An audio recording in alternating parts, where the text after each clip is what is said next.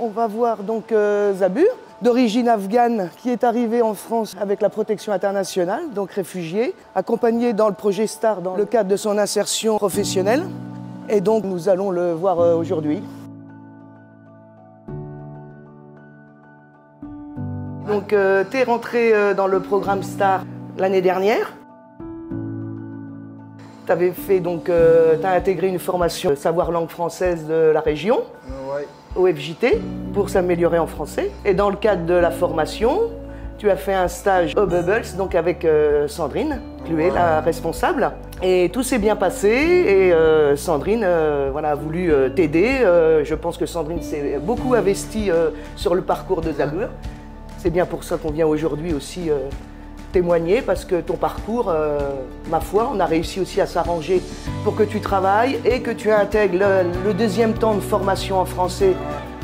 Parce qu'effectivement, on a vu que sur de la prise de notes en commande, etc., ça pouvait être un peu plus difficile. Ouais, c'est ça.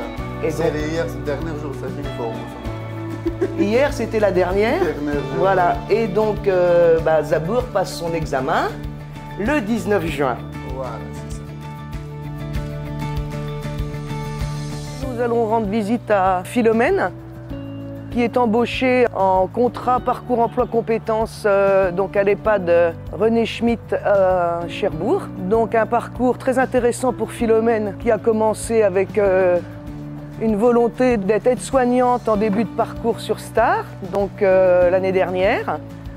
Et durant ce parcours, on a fait un premier niveau de formation en agent d'hygiène et de propreté afin d'accéder plus facilement au travail avec protocole sanitaire et donc embaucher à l'EHPAD afin de confirmer son projet et préparer sa candidature pour le concours d'aide-soignante.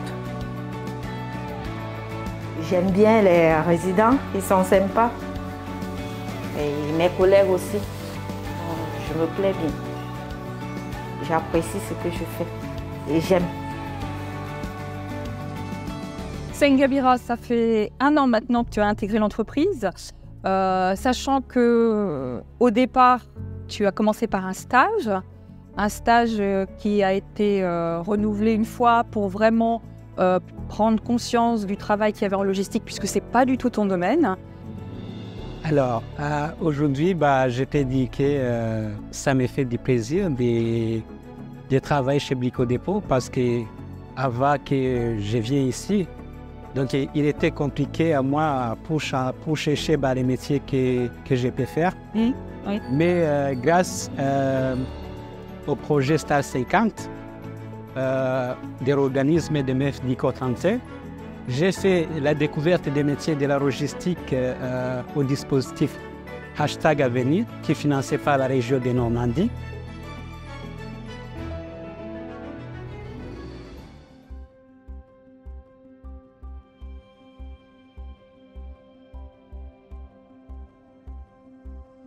Il a toujours le sourire et il n'arrête jamais de travailler en fait. Des fois on lui dit même de se détendre un petit peu parce qu'on n'est pas des... Je lui dis on n'est pas payé à la tâche. Il n'arrête jamais de travailler.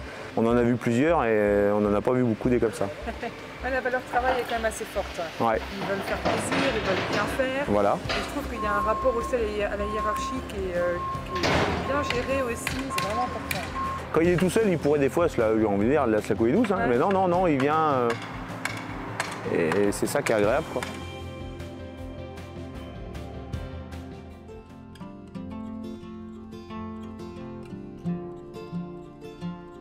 On va aller voir Mohamed et Amir qui sont en train de faire la récolte de haricots. Je vais vous aider. Est-ce qu'ils sont beaux nos haricots? Alors ça c'est pour vendre où après, Amir? Voilà, au marché de Bressé. Et où ça aussi? À Avranches. Demain. Ça va les gars? Oui, ça va. Ouais. Ouais. Amir, tu viens faire un petit entretien avec moi? Ah ouais. Est-ce que depuis que t'as acheté la voiture, ça va là? Ouais, ça va. Ouais, t'as pas refait de réparation dessus? Ouais, ça va. Ouais. Donc voilà, donc tout ça j'ai envoyé à Myriam. Merci. Hop.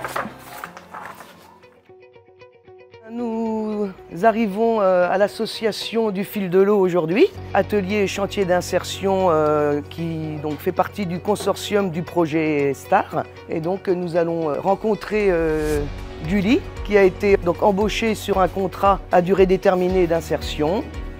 Bon Gulli, depuis plusieurs mois que tu es à l'atelier, il s'est passé pas mal de choses. Tu as eu l'occasion d'apprendre à fabriquer et t'intégrer complètement à l'atelier avec l'équipe, les personnes qui se succèdent, et puis participer à des projets quand même variés. Oui, je participais le travail sur le bonhomme de carnaval. C'était un travail collectif, c'était pareil pendant un mois.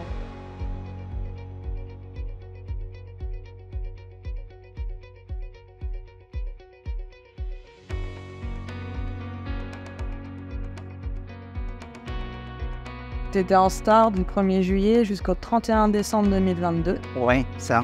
Voilà, on a fait beaucoup de rendez-vous avec Aurélie. Ouais, avec Aurélie. Comment ça se passait sur le chantier?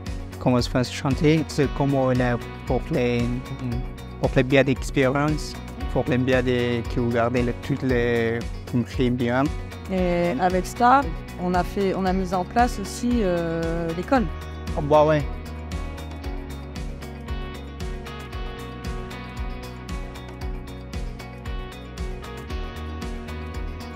Comment ça se passe chez Filet-Terre?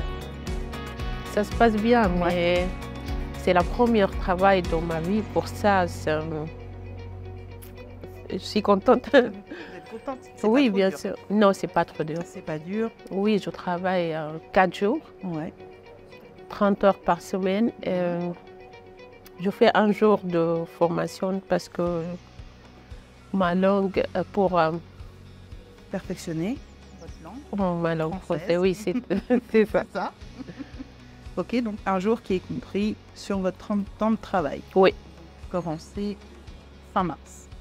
Avec l'INFREP aussi. Oui, c'est ça. Voilà, donc afin de faciliter l'intégration des personnes étrangères, on a donc créé un nuancier avec l'ensemble des produits qu'on vend dans le magasin, avec une photo et le mot du coup en gras.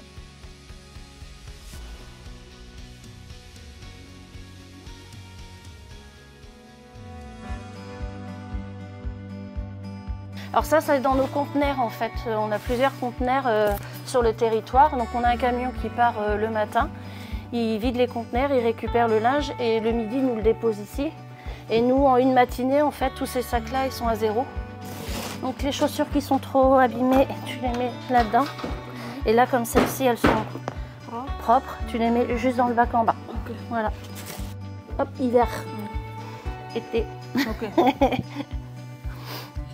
Alors, Jellica a intégré le dispositif Savoir Essentiel en janvier 2023, à raison d'une demi-journée par semaine, le jeudi matin. Pour... Alors, qu'est-ce que vous vouliez faire exactement? Juste pour apprendre à lire et écrire. Voilà, apprendre à lire et à écrire. Pour savoir me débrouiller tout seul. Voilà, oui. Vous vouliez être autonome pour vos démarches personnelles, dans votre vie personnelle et sur votre lieu de travail. Oui. Pour le public allophone, de pouvoir conjuguer une activité professionnelle et la formation en langue française, remise à niveau, savoir de base. Donc effectivement, c'est très intéressant d'avoir cette possibilité-là en chantier d'insertion.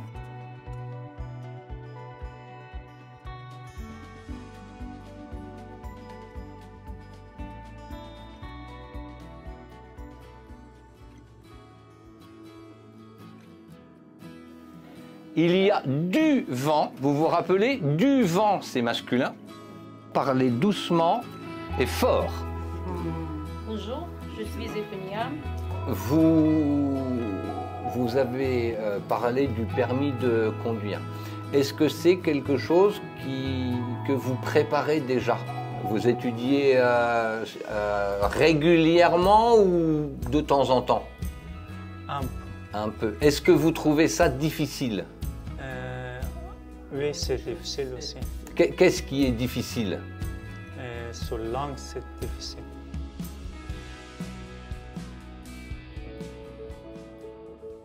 Bon, du coup, Nassim, on va commencer la visite du musée. En premier lieu, l'histoire de Saint-Lô. de la préhistoire jusqu'à nos jours, en passant par la Seconde Guerre mondiale, évidemment.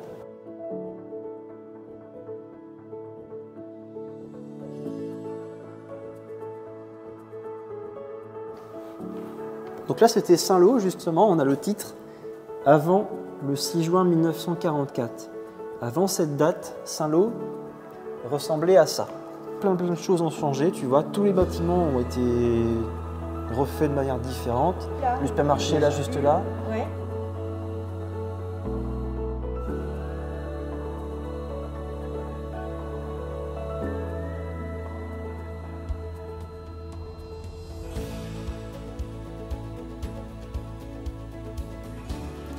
C'est pour ça que des fois les dessins ne sont pas précis. Comme les arbres par exemple ici, ou même les choses, on devine ce qu'il y a.